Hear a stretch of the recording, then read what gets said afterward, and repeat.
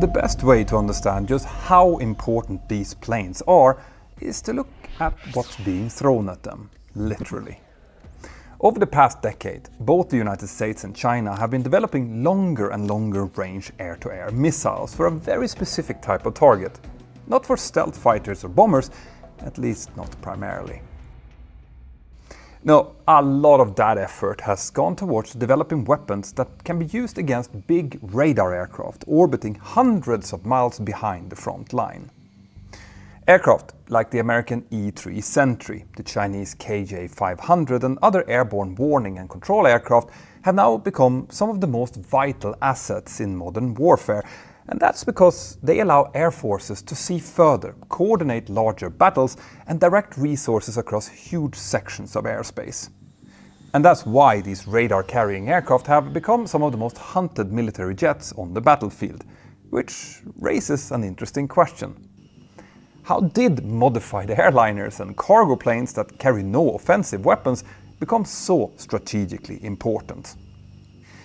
Well, simply put, it's because modern air warfare increasingly depends less on who has the most capable fighters or bombers and more on who can see the battlefield first, understand it, and then quickly send and coordinate their forces where they are needed. Now, for a lot of people, the phrase AWACS aircraft probably brings to mind an old airliner with a giant radar dish mounted on top of it, slowly circling somewhere far away from the fighting and acting as kind of a war air traffic control center. And technically, that is mostly true. But in practice, on top of being very capable radar platforms, the vast majority of these aircraft are now also flying command and control centers. And the clue for that is actually in their name. The term AWACS stands for Airborne Warning and Control System, and the important part of that name is not actually the warning, it's the control. And that's because the radar control itself is only one piece of a much larger system, designed to manage enormous sections of airspace in real time.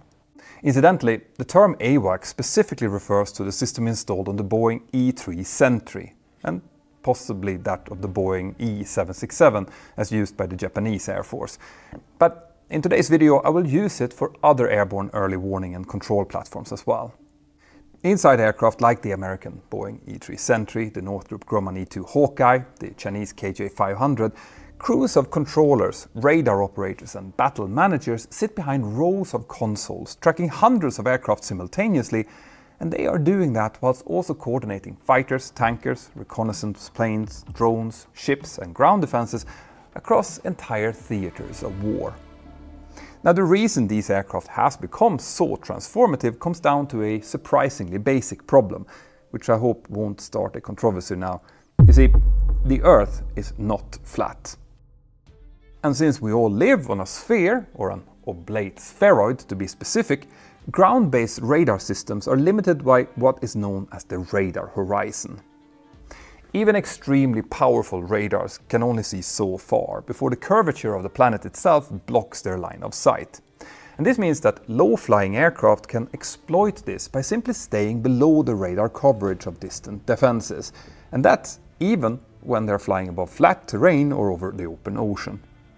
In fact, the distance of just a dozen miles or so is enough to hide a very low-flying aircraft from a radar that's sitting close to sea level, like on board a warship, for example.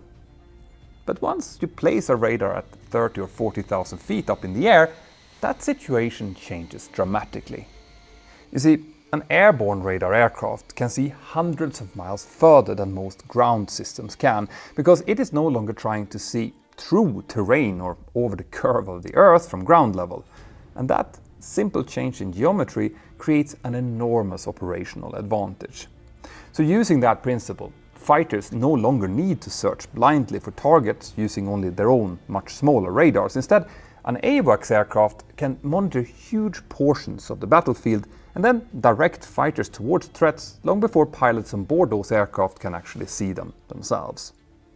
And even better, a fighter pilot may receive targeting information about an enemy aircraft without ever having to turn on their own radar at all, which reduces their visibility.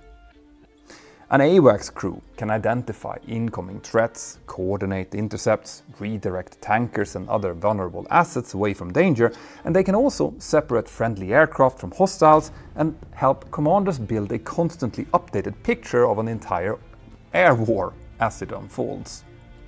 That's what I meant when I said that these planes are vital as command and control centers, and in many conflicts, especially when forces from multiple countries are involved, modern air warfare isn't about Maverick in one jet and 3 others around him dropping bombs and fighting a few enemy fighters. No, increasingly it's all about networks. And today, AWACS jets are the hub that all other aircraft and even ground or seaborne assets are connected to. And besides, in the last Top Gun movie, Maverick and his buddies actually did get a bit of help from an E-2 Hawkeye. But that was easy to miss. But that is not exactly how these aircraft were initially used, and in fact, their role have continued to evolve to this day. Now, to really understand how AWACS aircraft became so central to modern warfare, we need to go all the way back to the Cold War era, because the original problem that these jets were designed to solve was the prospect of Soviet bombers or cruise missiles appearing over the horizon with almost no warning at all. Before that, during the 1950s and 60s, countries had begun building enormous ground-based radar networks designed to watch over coastlines and likely attack corridors 24 hours a day. In the United States, projects like the DEW line stretched across the Arctic to provide early warnings of Soviet bombers approaching over the polar regions. But military planners quickly discovered a major limitation with this. Radar coverage maps looked much better on paper than they did in reality. It wasn't just the curvature of the Earth that was causing problems. Mountains blocked signals and created their own blind zones, and low-flying aircraft could therefore often remain hidden until they were way too close to their targets. And these issues soon led to a kind of radar arms race, creating increasingly dense and more capable radar networks, with fighters and bombers training to fly lower and lower to exploit any remaining weaknesses, using sophisticated aircraft systems like terrain masking, which allowed the planes to hug the terrain even at night or in bad weather. Now, these actions and counteractions were a headache for all sides involved, but as I'm sure you guessed, the solution was surprisingly simple. Just put the radar up in the air. By placing the radars tens of thousands of feet above the battlefield, aircraft could suddenly see dramatically further than ground systems limited by terrain and radar horizon. Now, in practice, this was actually much more complicated than it sounds. Early radars weren't very good when looking down, trying to find a moving aircraft against the ground clutter, which is the radar signals that are returning from the terrain or the sea. Now, earlier airborne radar aircraft had already existed during the Second World War, but by the 1970s, advances in electronics finally made it possible to overcome those initial issues and create something much more ambitious. An aircraft capable not only of detecting threats, but also to coordinate entire air battles in real time. And that brings us to the Boeing E-3 Sentry, which, when it came, was among the most versatile and advanced AWACS aircraft of its time.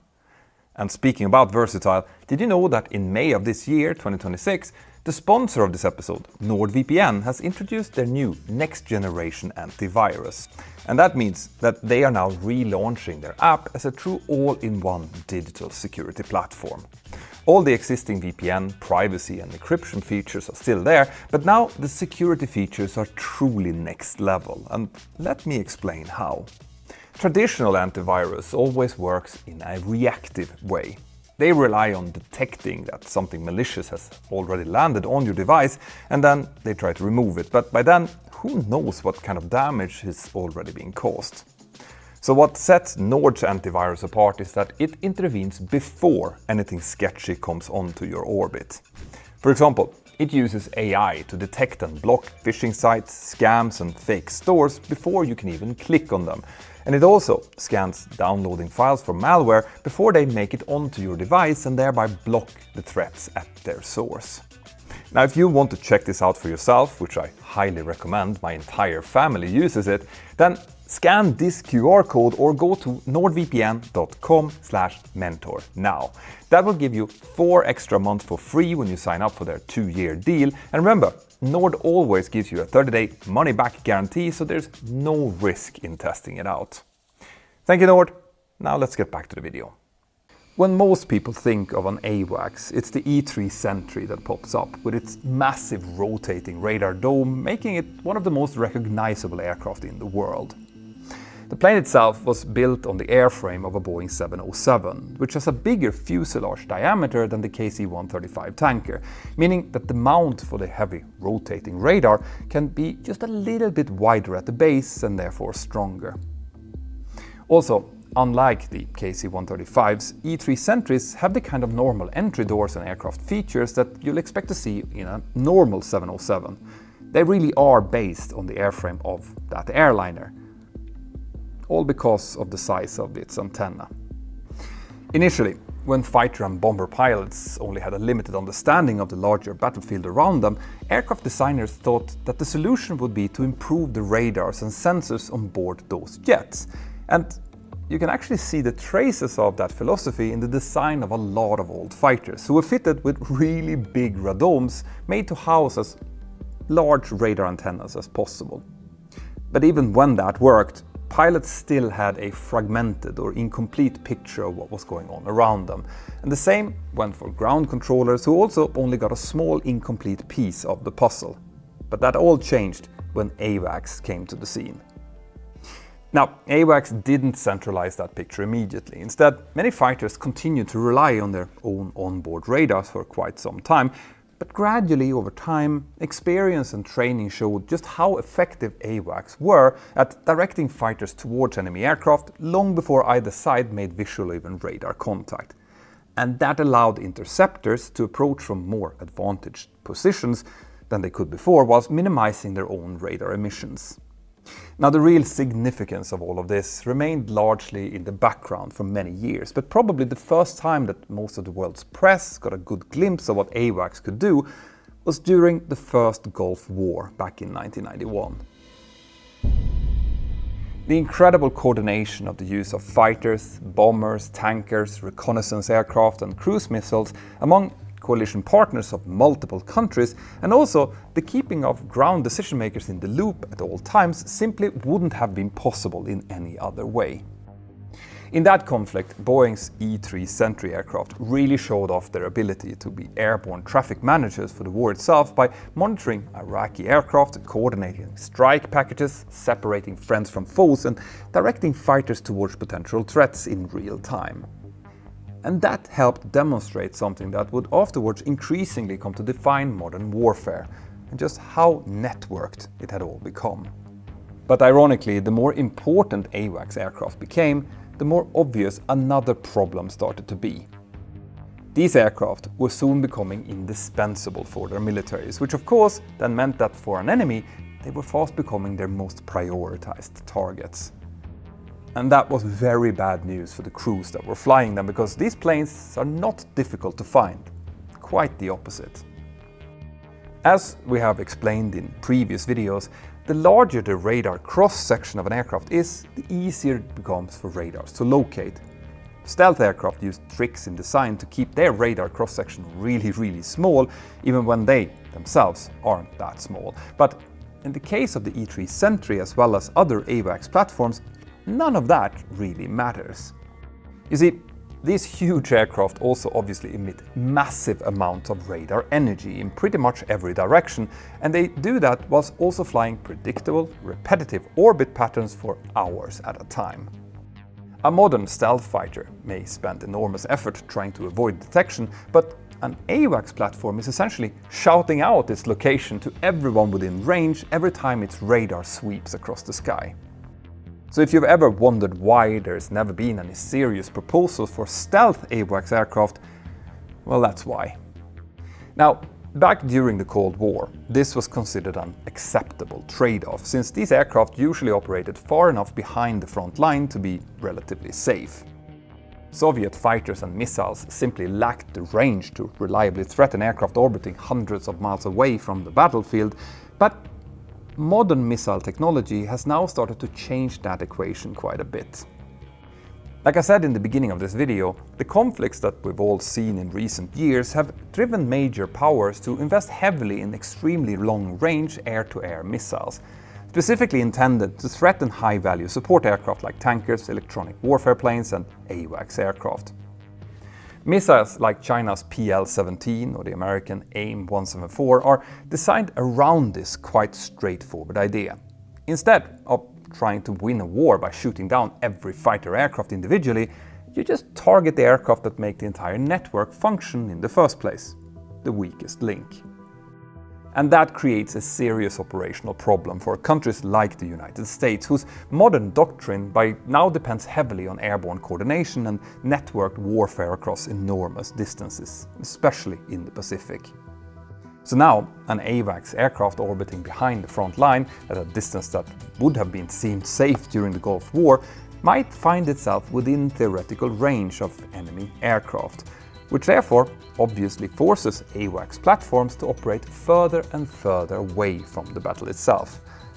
And obviously, that extra distance then limits the plane's effectiveness, particularly against those low-flying targets hiding close to the surface. But that's not all. Some recent conflicts have also demonstrated another uncomfortable reality.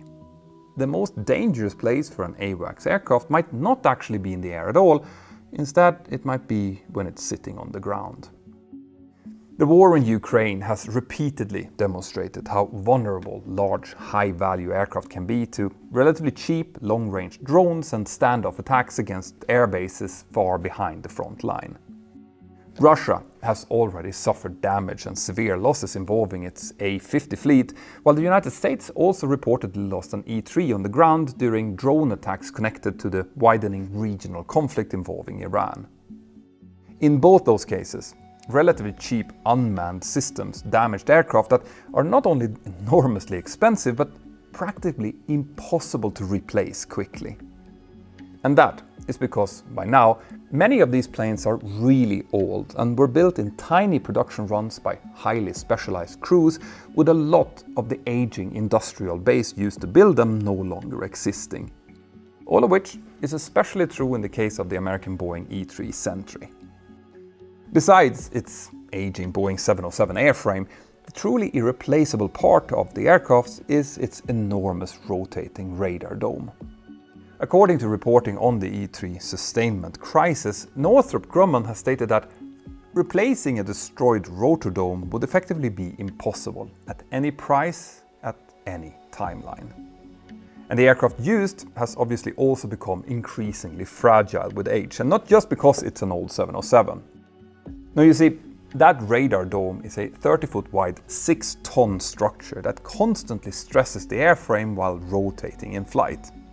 The entire assembly relies on specialized bearings, motors, cooling systems and custom machined parts that are no longer being produced. So if any critical component fail, well, then the Air Force often has to reverse engineer and make those individual parts for it at enormous cost. Because of this, the aircraft reportedly cost around $60,000 per flight hour to operate, whilst maintaining them increasingly rely on cannibalizing retired aircraft. And that is becoming one of the defining problems surrounding AWACS aircraft today.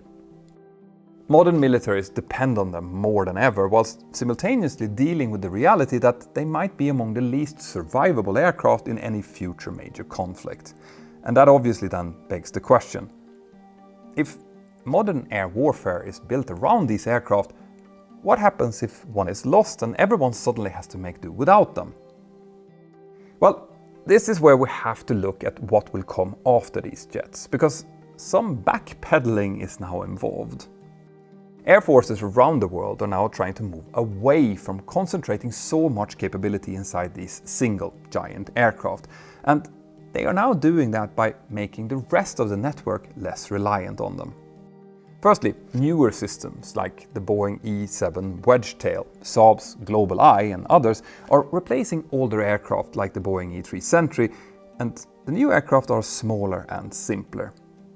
Unlike the mechanically rotating radar on the E-3, the E-7, which is a repurposed Boeing 737-700, uses a modern active electronically scanned array, or AESA, mounted in a fixed dorsal array.